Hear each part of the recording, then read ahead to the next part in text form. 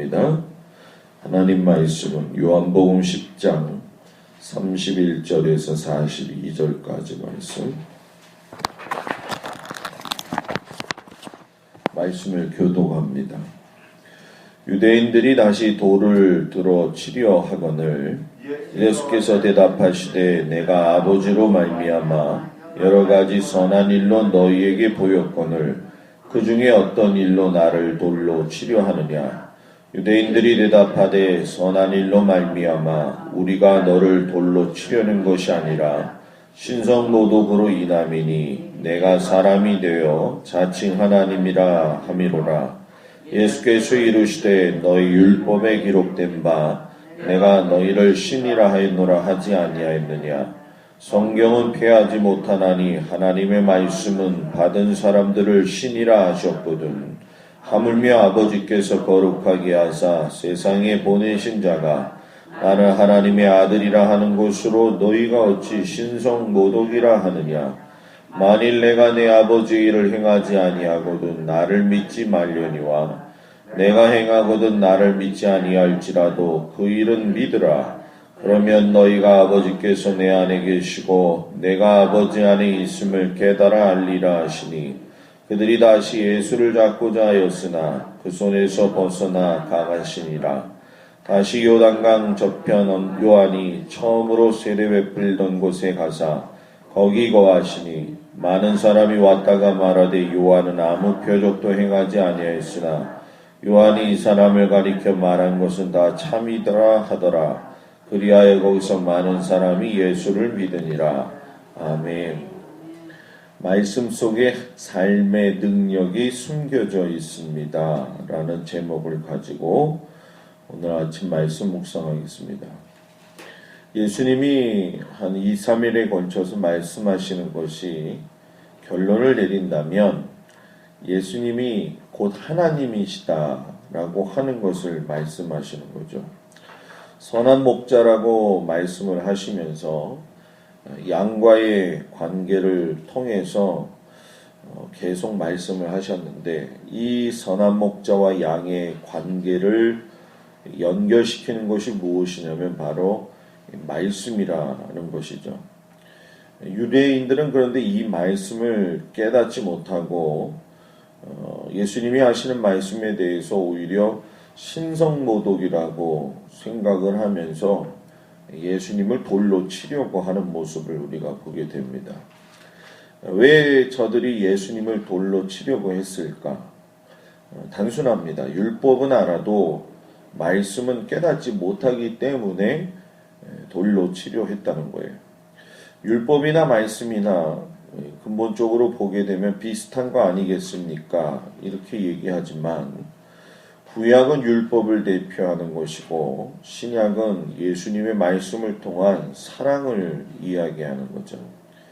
그래서 율법에는 경건함이 있기도 하고 거룩함이 있긴 하지만 죄를 알게 함으로 인해서 남을 판단하고 정죄하는 것이 있습니다. 그러나 예수님의 말씀 안에는 사랑이 있어서 모든 자들을 품으시는 그 예수님의 마음을 알 수가 있죠. 그래서 비슷한 것 같지만 다르다라는 얘기입니다.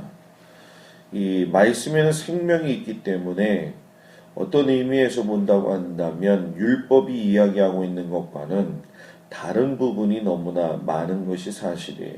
이것이 어떻게 보면 신약과 구약의 차이가 될 수가 있는 것이고 또 유대교와 기독교의 또한 차이가 될 수도 있는 아주 중요한 이야기입니다. 말씀 속에서 삶의 능력이 숨겨져 있는데 그 첫 번째를 우리가 자세히 보게 되면 율법은 돌을 들지만 말씀은 하나님의 아들로 예수님을 증거한다는 얘기예요. 그러니까 예수님을 향하여서 율법은 뭐예요? 돌을 든다는 것이고 말씀은 하나님의 아들로서 예수님을 갖다가 증거한다는 얘기죠. 율법과 예수님의 말씀을 계속적으로 부딪히게 하는 유대인들의 주장을 잘 살펴보면 딱 하나가 걸립니다. 그게 뭐냐면 유일신에 대한 문제죠. 하나님이 한 분이신데 예수님이 그런 한 분이신 하나님을 갖다가 아버지라고 부른다는 것이 용납되지 않았다는 얘기죠. 근데 예수님은 자신이 하시는 모든 사역의 그 시작이 아버지 하나님에게서 시작이 되는 것을 말씀을 하셨어요.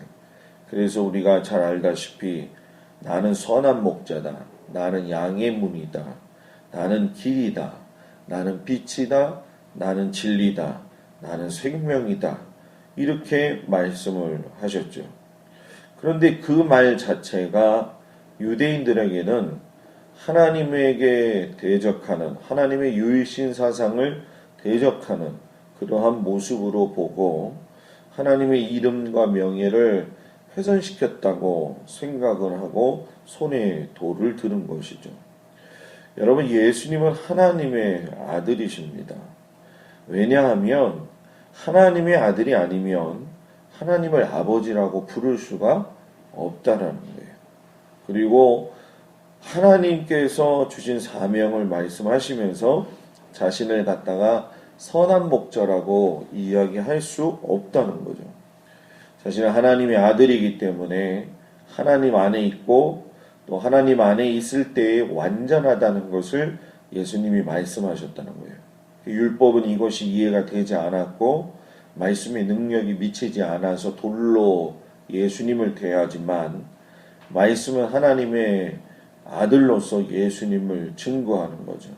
오늘 우리의 신앙이 말씀 속에서 능력으로 나타나기를 원한다고 한다면 내 신앙이 율법 중심의 신앙이 더 강하냐 아니면 말씀 속에 나타난 사랑의 결과가 더 나타나느냐 이것을 깊게 다뤄보게 되면 숨겨져 있던 능력이 나타나게 된다는 거예요. 저는 우리 성도들이 율법주의적 신앙을 통해서 거룩함과 경건함을 훈련하는 데 유익은 있으나 여러분들이 하나님의 말씀을 생명의 말씀, 사랑의 말씀으로 받아들여서 예수 그리스도를 여러분들의 삶 가운데서 능력으로 나타낼 수 있도록 보여드리는 그런 믿음의 백성들이 되기를 주의 이름으로 축복합니다. 아멘. 두 번째는 예수님도 하나님 아버지 안에 거하시는 것이 우선이셨다라고 하는 거예요. 이것이 능력이라는 거죠. 예수님의 사역을 이렇게 쭉 우리가 살펴보면 알고 있지만 자신을 통해서 사용하시는 하나님의 방법에 끝까지 순종하시는 것을 우리가 보게 되죠. 하나님의 계획, 하나님의 어떤 그 하나님됨을 자신의 사역 가운데에서 보여주기 위해서 몸부림치셨어요. 근데 이 몸부림친다는 것이 우리가 볼 적에 어떤 특별한 행동이 아니라 성경 곳곳에 드문드문 나타나는 것이 있는데 그것이 무엇이냐면 예수님께서 사역하신 후에 따로 기도하시러 산에 뭐예요? 올라가셨다라는 얘기죠. 인간인 예수님이 안의적이거나 또는 어떤 인위적인 모습을 가지고 자신의 능력을 키워서 사역을 행한 것이 아니라 하나님의 말씀을 통해서 힘을 받고 또 거기서 능력을 받고 나서 하나님의 일을 감당하셨다는 거예요. 이것이 여러분 바로 포도나무의 뭐예요? 원칙이라는 거죠. 내가 저 안에 있고 저가 뭐예요?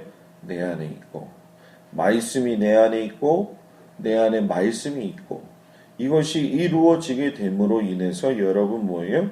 말씀을 통해 가지고 하나님을 알게 되는 것이고 예수님도 하나님 안에 하나님도 예수님 안에 우리도 예수님 안에 예수님도 우리 안에 거하게 되는 은혜가 있게 된 겁니다.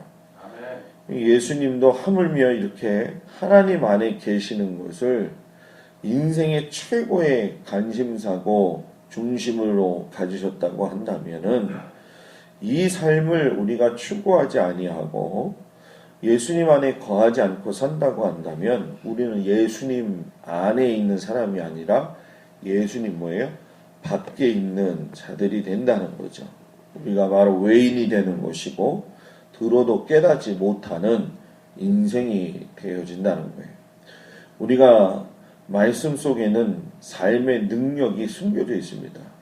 분명히 숨겨져 있는데 그 능력의 숨겨짐이 바로 예수 그리스도가 아버지 되신 하나님 안에 있을 때에 그 능력이 나오는 것처럼 우리들도 아버지 하나님 안에 우리의 모든 삶이 숨겨져 있고 또 서로 거함으로 인해 가지고 능력을 발휘할 수 있는 그러한 우리의 삶의 모습이 될 수 있도록 여러분들이 애쓰고 수고하시고 여러분들을 통해서 이루어 가실 하나님의 일들에 대해서 감사하면서 갈 수 있는 믿음의 백성들이 될 수 있도록 살아가는 저와 여러분들이 되기를 주의 이름으로 축복합니다. 기도하겠습니다.